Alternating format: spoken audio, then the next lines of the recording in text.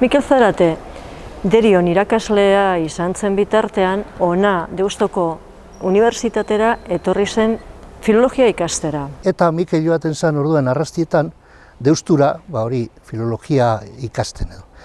Eta nik, autobusa eta trena ez ordaintzearren eta hori aurreratutearren, beti egoten itzan Mikel noz etorriko, bera kotxean joateko. Eta zer da kontua, kotxera sartuaz batera, Mikel asteiatan zirikatzen eta bertso batzuk botaten. Ia nik erantzuteko kapaz nintzen edo nik bertsoren bat botateko kapaz izango banitzen edo. Eta kontua da ze, ni orduen gazte-gaztea oso timidoa eta bertsotarako etorri gabea, etorri bakoa eta isil-isilik gelditzen nintzen da berak barre aldarak egiten zituen. Baina horreitik, urrengoan kotxera sartzen nintzenean, hasten zen bertsoak botaten, ni zirikatu gurean. Eta orduan horri hasi nintzen romanikaz. Eta orduan tokatu zitzaidan rebalida egitea, eta rebalidan zein ezagutuko dut, eta Mikel Zarate ezagutu nuen. Eta holan egiten genduen, Deriotik Deusture, horti Santo Domingo paseute, 600 aretan bidaiaz. Orduan niri etzinen inork esan tersina beltzez, filosofiakoak beltzez ziala. Eta nik egin nuen Gorriz. Eta, klaro, Gorriz eta Lodia toponimiari buruz egin nuen Nafarroko, nire arrega lagundu zian, hortan, toponimia eta biltzen, Nafarroko, Jerri Barreko toponimia. Eta, klaro, atentzioa deitzen zuen, Lodia zalako, handia, bestia baina handia, mapaz beteta zegolako, eta Gorrilla gainea. Eta Mikelek galdetu intzian beti, Euskaldunekin hitz egiten genuen, eta esan zian, aizu, zeinena da tesina Gorri handi hori, neria, abai, zuria da? Gelditu zen harrituta.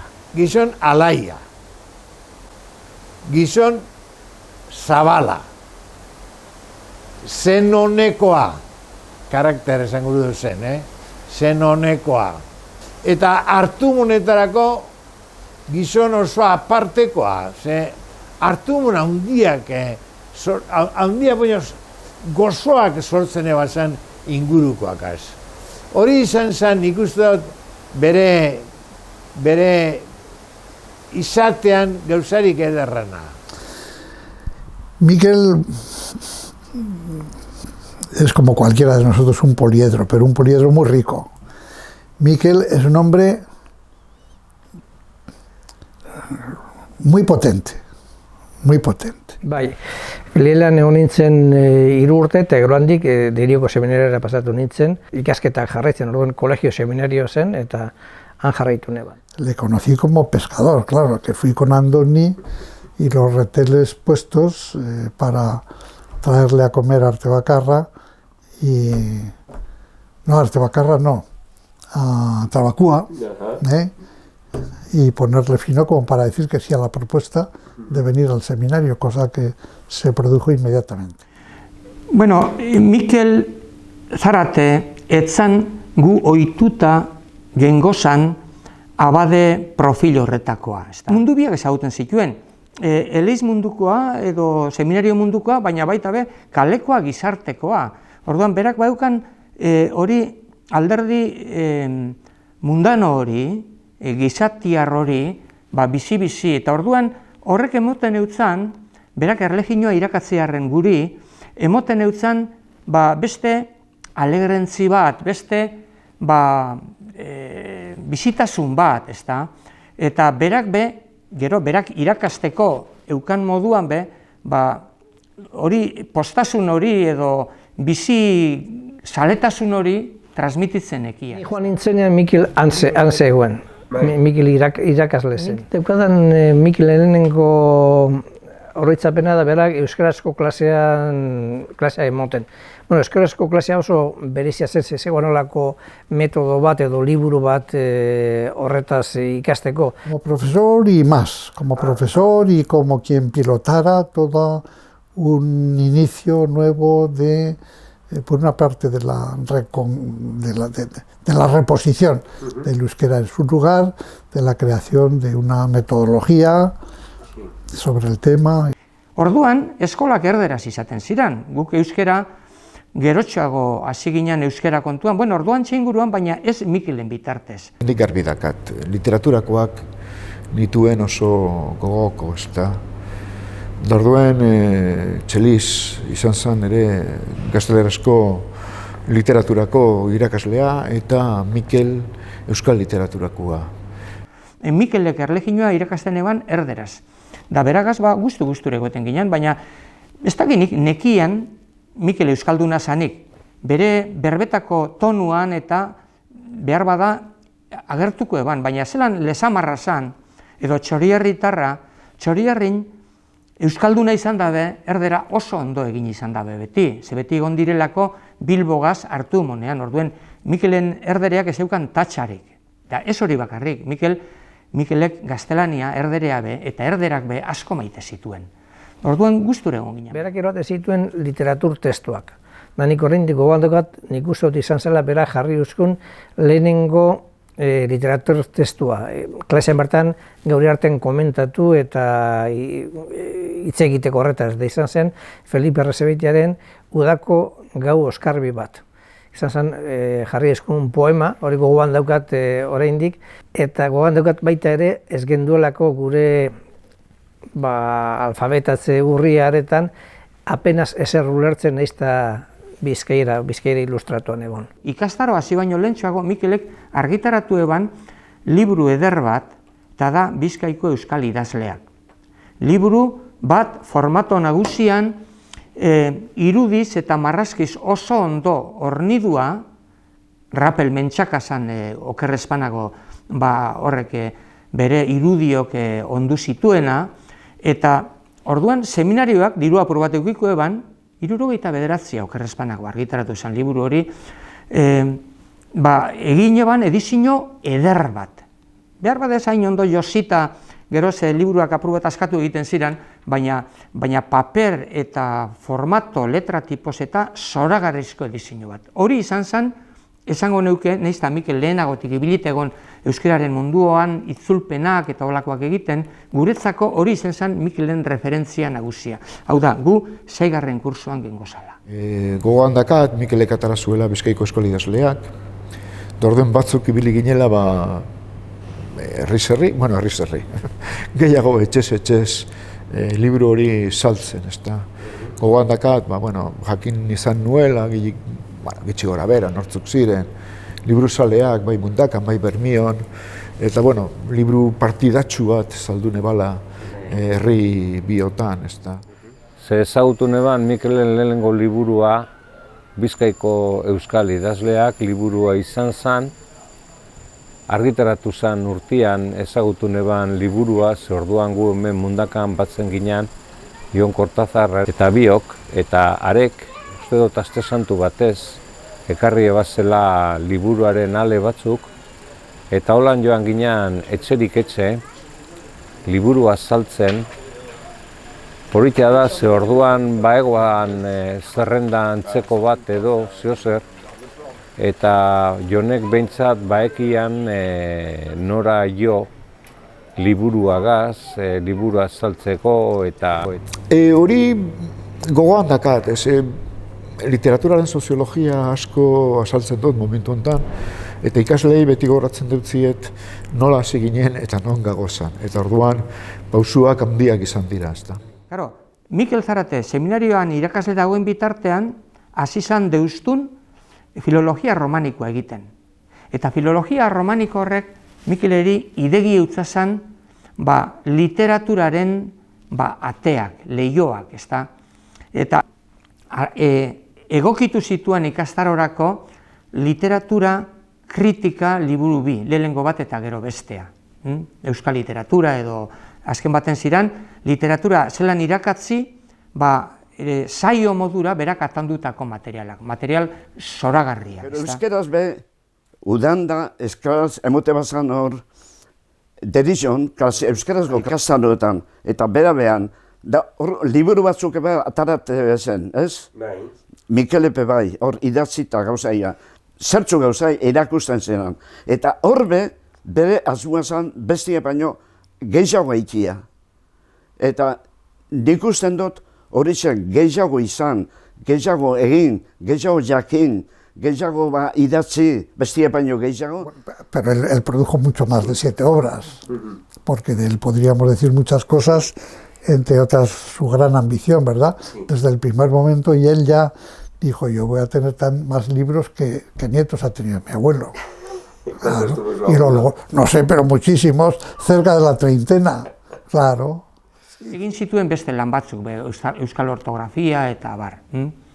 Baina, hori da Mikel material gile legez daukadan referentzia. Mikel zen maixua handia. Literatura testuak bildumak egiteaz aparte berak egin zituen baita ere, gero nik uste gehien bat berak egin zituen Deustuko Unibertsitateko ikasketen eraginez literaturari buruzko saiakerak, ez da euskal literatura bat eta bi euskal testuak, eta horrela gehiago zen teoria literarioa eta testu azterketa tolako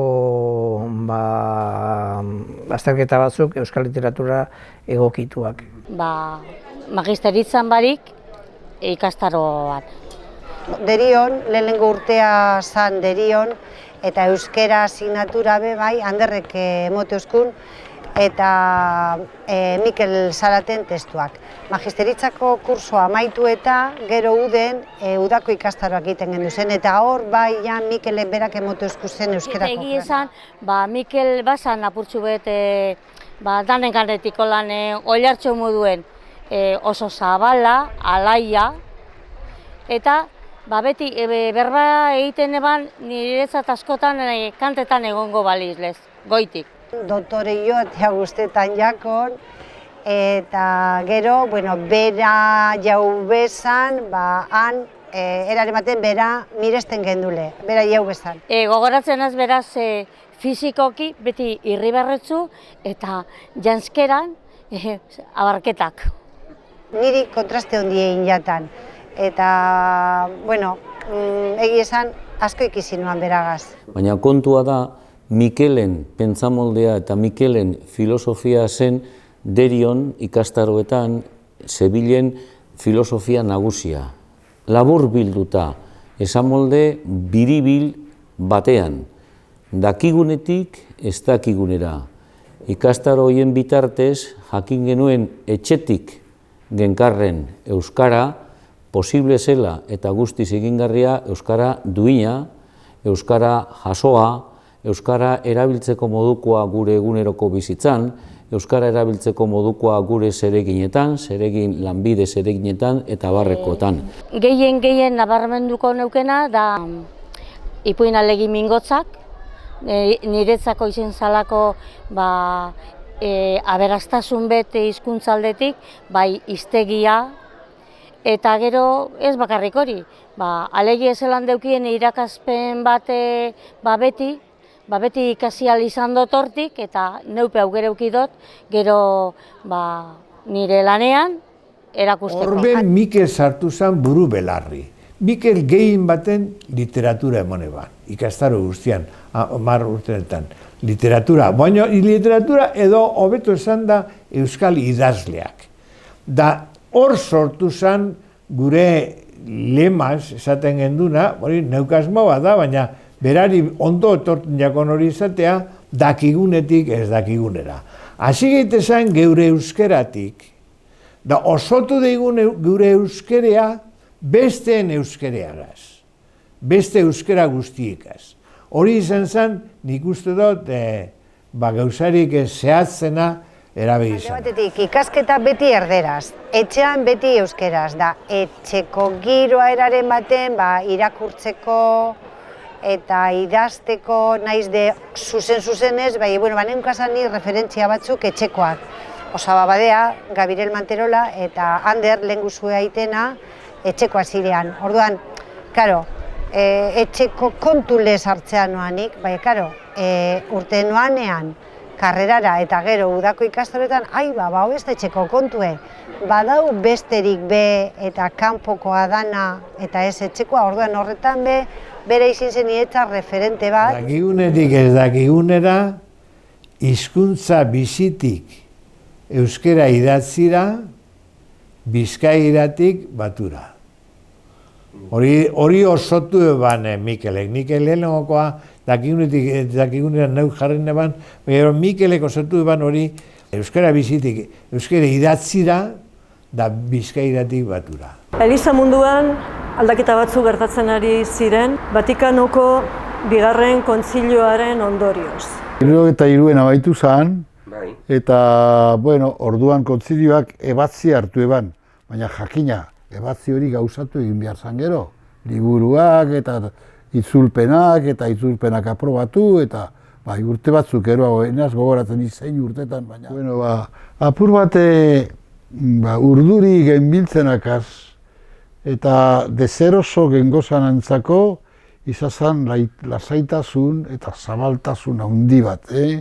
Guke susmatzen genduzan gauza batzuek, geldutu ziren iragarrita eta irakatzita.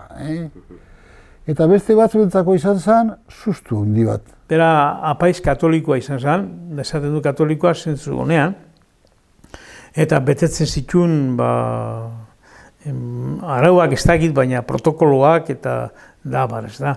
Nik uste dut ni beraren sermoietan bi sermoietan ero nintzen, eta oso suabea zen. Zen dut oso herriko jenteak edo garai arte esaten zenaren antzeko zera egiten zuen naiz de estilos eta diferentea izan, ez da.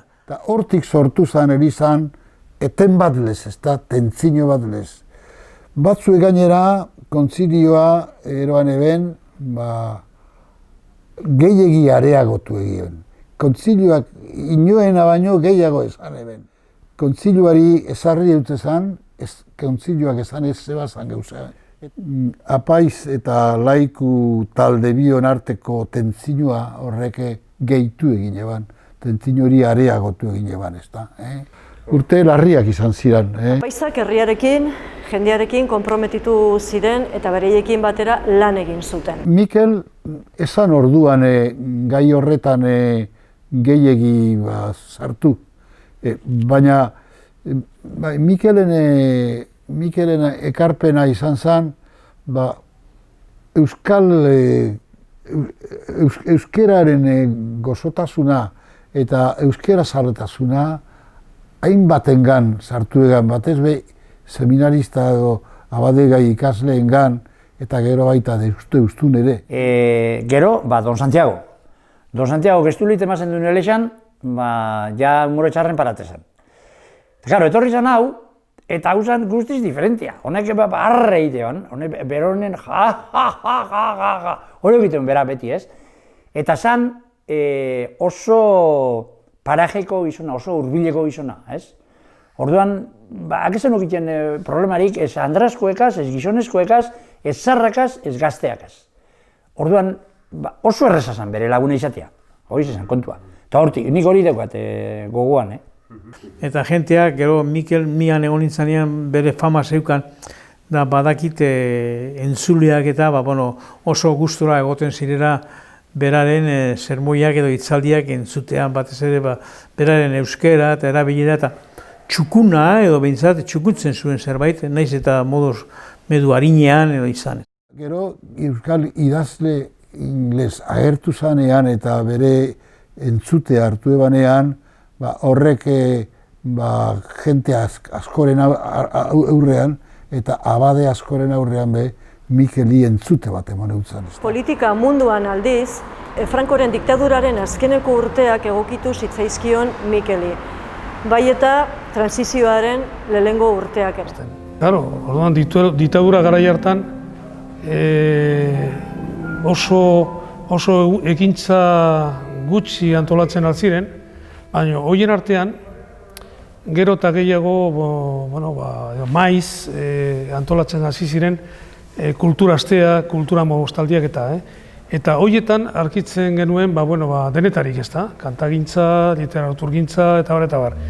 Eta hor, eta Bizkaian batez ere, Mikel Zarate ikusten hasi nintzen, ez da. 18an edo 17an, deuston ezagutu neban, soziologia ikasketak ondonazten eta bera handik filologia irakasle eta handi pasatzen zen, eta pare bat aldiz edo, baina ezagutu egin dut batez letrakatik.